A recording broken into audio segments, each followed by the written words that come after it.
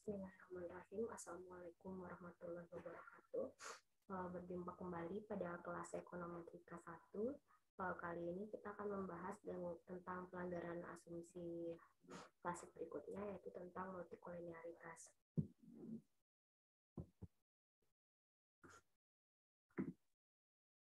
Adapun yang menjadi bahasan dari pertemuan kita kali ini, yang pertama adalah sifat multikolinearitas, yang kedua konsekuensi dari multikolinearitas itu terhadap sifat blue, kemudian cara mendeteksi multikolinearitas, dan yang terakhir adalah cara mengatasi jika terjadi multikolinearitas. Untuk yang pertama adalah sifat dari multikolinearitas. Jadi suatu model regresi dikatakan terkena multikolinearitas bila terjadi hubungan linier yang sempurna di antara beberapa atau semua variabel bebas dalam suatu model regresi. Nah, masalah multikolinearitas ini sebenarnya hanya berkaitan dengan adanya hubungan yang linier saja di antara variabel-variabel bebasnya. Nah, artinya bahwa masalah multikolinearitas ini tidak akan terjadi dalam model regresi yang bentuk fungsinya adalah non-linier. Tetapi masalah multikolinearitas akan muncul dalam model regresi yang bentuk fungsinya berbentuk linier di antara variabel-variabel bebas atau variabel independennya. Nah, multikolinearitas ini sehingga multikolinearitas ini intinya itu ada atau tidaknya hubungan eksak yang linier antara variabel-variabel penjelas atau antar variabel independennya. Nah, multikolinearitas ini biasanya dapat diduga atau diketahui dari nilai R-square-nya yang tinggi, kemudian nilai hasil dari uji T semua variabel penjelasnya itu tidak signifikan gitu. Nah, teman-teman bisa lihat gambar berikut. Di sini ada 5 gambar. Teman-teman bisa lihat yang diarsir, yaitu merupakan irisan dari ketiga-tiganya variabel bebas dan independennya. Nah, di sini variabel X2 dan X3 ini dia tidak beririsan gitu. Nah, ini dia tidak terjadi kolinearitas. Nah, yang di sini terjadi kolinearitas tapi rendah. Demikian juga yang seterusnya, ada yang tahapnya sedang, tinggi, dan sangat tinggi. Nah, jadi untuk yang multikolinearitas ini tidak terjadi kolinearitas mungkin sangat-sangat jarang gitu ya. Jadi terjadi kolineritas, tetapi dia ininya sangat-sangat lemah. Jadi kita tidak, dalam hal multikolinearitas ini seperti yang dikatakan dalam buku Gujarati, kita tidak menilai dia ada tidaknya multikolinearitas gitu, hubungan yang linier gitu antar variabel independennya, tetapi seberapa besar hubungan liniernya tersebut. Nah, kemudian di sini teman-teman diingat kembali, ini dalam model persamaan umum dari regresi gitu ya. Nah, jadi hubungan linier itu dalam buku Gujarati disebutkan bahwa hubungan linier yang dimaksud ini ada dua, hubungan linier yang sempurna dan hubungan linier yang kuat tetapi dia tidak sempurna. Nah, hubungan linier di antara variabel yang independen ini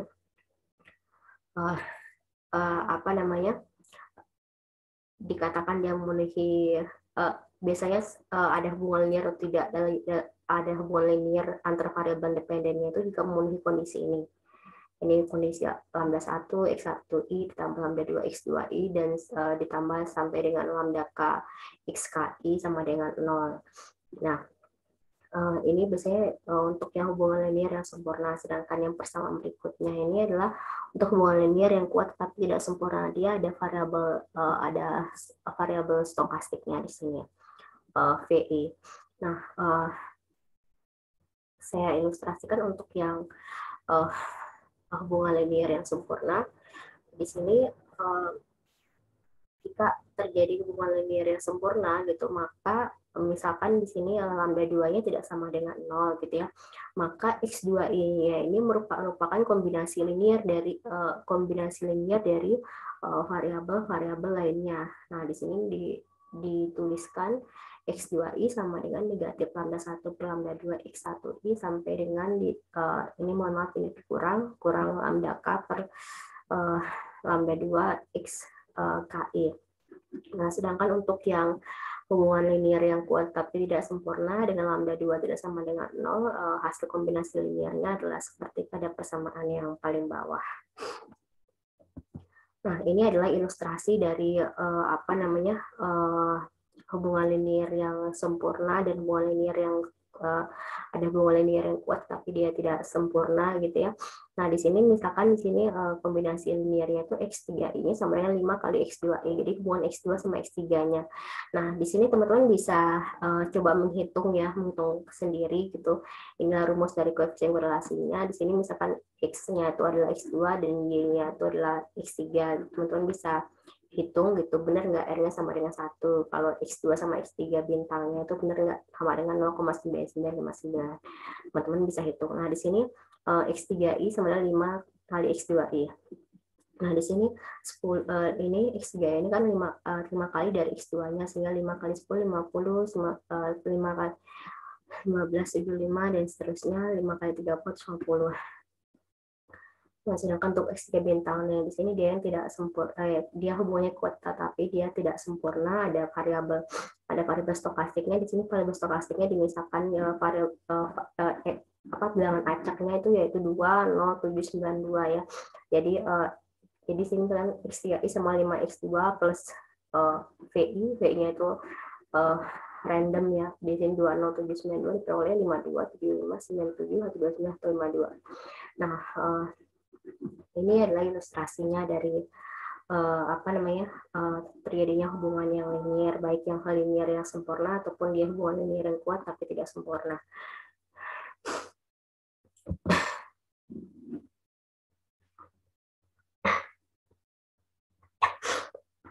Nah, untuk penyebab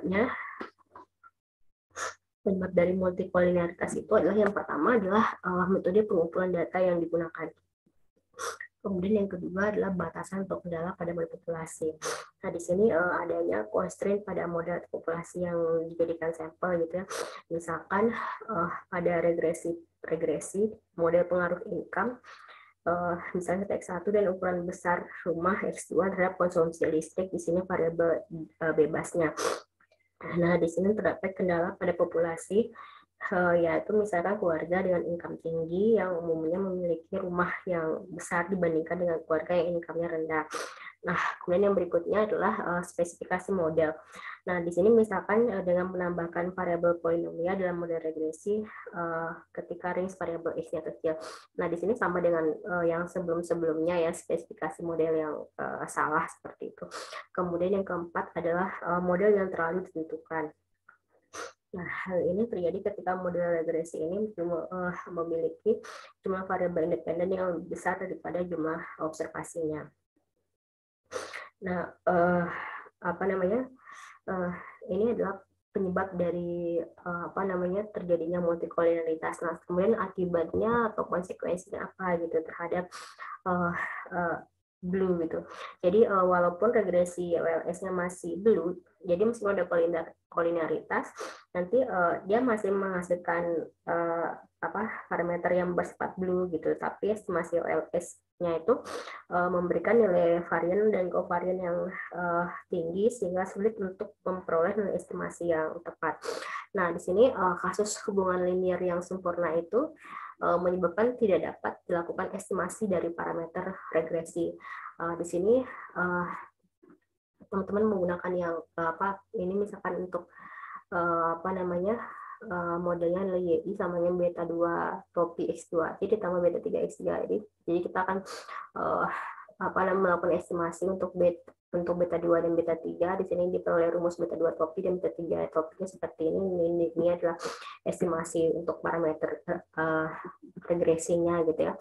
Nah, jika kalau seandainya dia terjadi di sini saya misalkan yang sempurna ya, yang sempurna di sini misalnya X3I sama lambda X2I, maka kalau ini kita masukkan ke rumus yang di atas gitu ya, maka ini hasilnya nanti kalau ketemu beta 2 topinya itu adalah 0 infinite.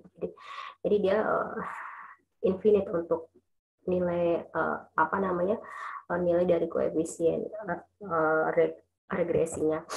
Kemudian bagaimana untuk kasus hubungan linear yang kuat tapi tidak sempurna. Nah, koefisiennya itu dapat diestimasi tetapi nilai standar errornya itu membesar. Nah, nanti kalau nilai standar errornya besar itu otomatis nantinya akan berdampak pada selang kepercayaannya itu akan semakin melebar gitu. Nah, sehingga nanti hal ini menyebabkan hasil uji statistiknya itu cenderung tidak signifikan. Nah, pertanyaan berikutnya itu bagaimana cara kita mendeteksi terjadinya multikolinearitas.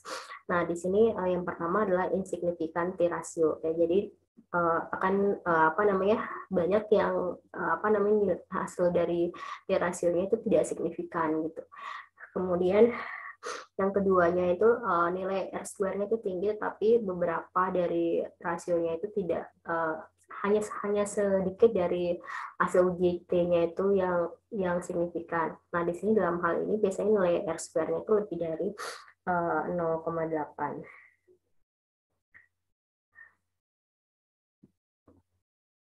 Nah, kemudian berikutnya lagi itu adalah biasanya adanya pairwise correlation yang tinggi antara variabel independen. Nah, juga di situ dikatakan bahwa pairwise correlation itu lebih dari 0,8, tapi ini hanya efektif untuk yang dua variabel saja. Kalau lebih 3, 4 dan sebagainya, ini nggak efektif karena biasanya ada yang korelasinya tinggi, tetapi dia terjadi multikolinearitas juga. Gitu. Nah, kemudian yang keempat adalah kemudian bisa dilihat dari parsial korelasinya. Jadi parsial korelasi antar variabel independennya bisa dicek gitu. Kalau nilainya lebih dari 0,8 maka dia ada hubungan ada korelasi gitu parsial di antara variabel independennya gitu. Nah, kemudian bisa juga dilihat dari eigenvalue dan CI-nya, condition index-nya. Nah, di sini teman-teman bisa lihat jika nilai condition index-nya lebih dari 30 dan nilai eigenvalue-nya kurang dari 0,01, ini ada indikasi untuk terjadi multikolinearitas. Tetapi yang paling sering digunakan yaitu nilai toleransi dan variance inflation factor atau VIF di sini ya. Nah, di sini jika nilai terjadi multikolinearitas, biasanya jika nilai toleransinya kurang dari 0,1 dan lebih dari 10. Nah, berikutnya adalah bagaimana cara kita mengatasi multikolinearitas itu. Yang pertama, kalau seandainya ini tidak diatasi, kita biarkan saja gitu ya dengan keadaan multikolinearitas ini. Seperti yang kita jelaskan sebelumnya, dia tetap menghasilkan estimator yang blue, tapi nantinya standar errornya itu besar gitu. Kita akan kesulitan, sedangkan kita butuh standar errornya kecil gitu. Standar error besar di sini dalam artian dia nilainya lebih dari 1. Kenapa nilai standar errornya lebih dari 1 itu ada indikasi terjadinya multikolinearitas. Nah, yang kedua adalah menghilangkan variabel independennya. Nah, kita bisa menghilangkan variabel independennya gitu ya, yang mempunyai korelasi tinggi dari model regresi. Kemudian yang berikutnya adalah transformasi variabel. Transformasi variabel ini kita bisa misalkan dengan first difference atau delta. Berikutnya adalah penambahan data. Nah, karena sejatinya itu multikolinearitas terjadi juga karena data yang terlalu sedikit biasanya. Nah, kemudian untuk a priori informasinya, misalkan kita punya model regresi yang tadi ya, misalkan Y-nya konsumsi, X1-nya pendapatan, kemudian X3-nya kekayaan gitu ya. Nah, seperti diketahui bahwa pendapatan dan kekayaan itu cenderung berkorelasi tinggi gitu. Tetapi misalkan a priori informasi kita percaya bahwa dia itu korelasinya itu rendah, maka bisa dibilang sedikit gitu. Nah, hal-hal ini bisa menyebabkan terjadinya multikolinearitas. Yang berikutnya itu adalah menggabungkan data cross section dengan untuk waktu. Nah, ini juga bisa digunakan untuk sebagai salah satu cara untuk mengatasi multikolinearitas. Nah, selain itu juga teman-teman bisa gunakan misalkan kita menggunakan model regresi dengan variabel dependen yang mempunyai korelasi tinggi, biasanya hanya semata-mata untuk prediksi gitu. Jadi kita jangan mencoba-coba untuk menginterpretasikan koefisien regresinya gitu. Kemudian kita juga bisa menggunakan metode analisis yang lebih canggih seperti Bayesian regression atau dalam kasus khusus rate regression gitu. Itu mungkin yang bisa saya sampaikan untuk materi kali ini. Terima kasih. Wassalamualaikum warahmatullahi wabarakatuh.